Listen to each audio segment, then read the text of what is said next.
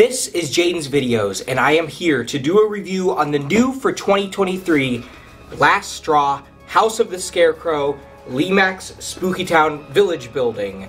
This is the only other village building I'm going to get for my village this year. I actually didn't know if I was going to get this one originally. This is one that I always liked, but then I saw footage of it online where the lighting isn't that good, but it's on sale right now for 40% off. And so all the Lemax Spooky Town stuff is now on sale for 40% off because Michaels does their sales really early, which is always a good thing. So I decided to go ahead and get it.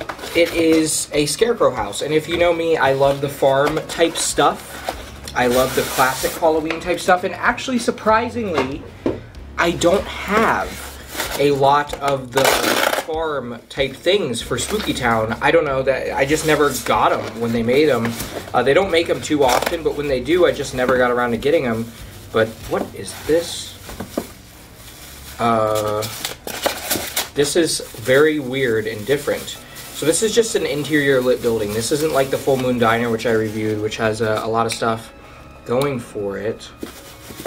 That is really weird.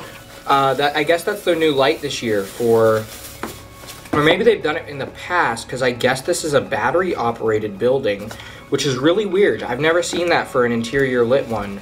Now, I am not going to run this off of batteries when I use it, because of the fact that that's just annoying. So I'm not going to run it off of batteries when I use it. I'm actually just going to, what I'm going to do is I'm going to plug in an extra adapter I have to it. That's usually what I do with battery things.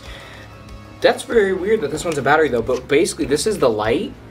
It's a very small light because it's battery operated, so I can see why. And then this is the battery port, and you just plug that into the light, and then you turn on the light. Very strange. I've never seen anything like that before. I don't know if they've done it before. I don't think they've ever done interior lit buildings that are battery operated, so I think that might be a new thing, but I'm not sure. They could have done it in the past and I just didn't know about it. Gonna take it out. It's not a huge building.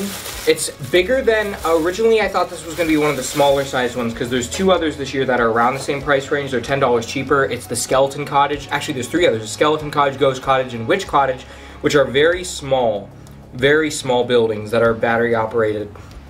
Originally, I thought that this one was gonna be that.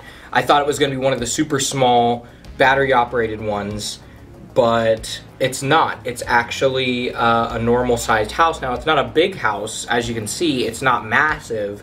It's a pretty average size, but I'd say it's a normal size for the interior lit ones, especially since it's just supposed to be a house.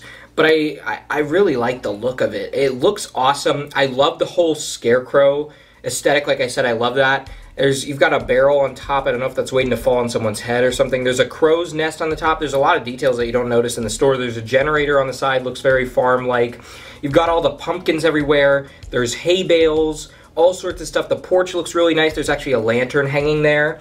I love this look of the Scarecrow on the porch. He looks pretty awesome with his scythe and his Scarecrow hat. You have a hay bale on the side with a pitchfork. Keep out over the, I guess that's the outhouse or garage entrance.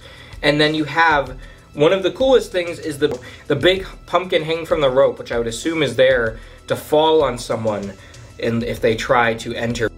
We're gonna see how you attach this. It looks like you just slide that in there and it's gonna just go, yep, just like that.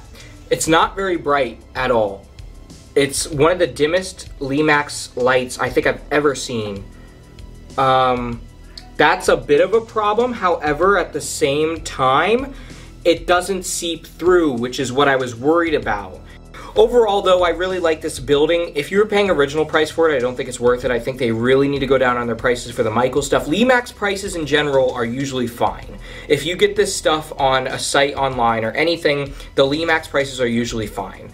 But the problem is a lot of things are Michaels exclusive nowadays, and you have to pay those big prices, but I never get them for the full price. I always wait till the things at least go 20% off, which, like I said, they start their sales early. Like only less than a month after they get their stuff, they start their sales. So they start them early. So I'd say if there's a building you really want, wait till it goes on sale first. And if it's one that's going to last, like this one I knew was going to last because it wasn't selling out anywhere. I don't know why. I think it's a cool building.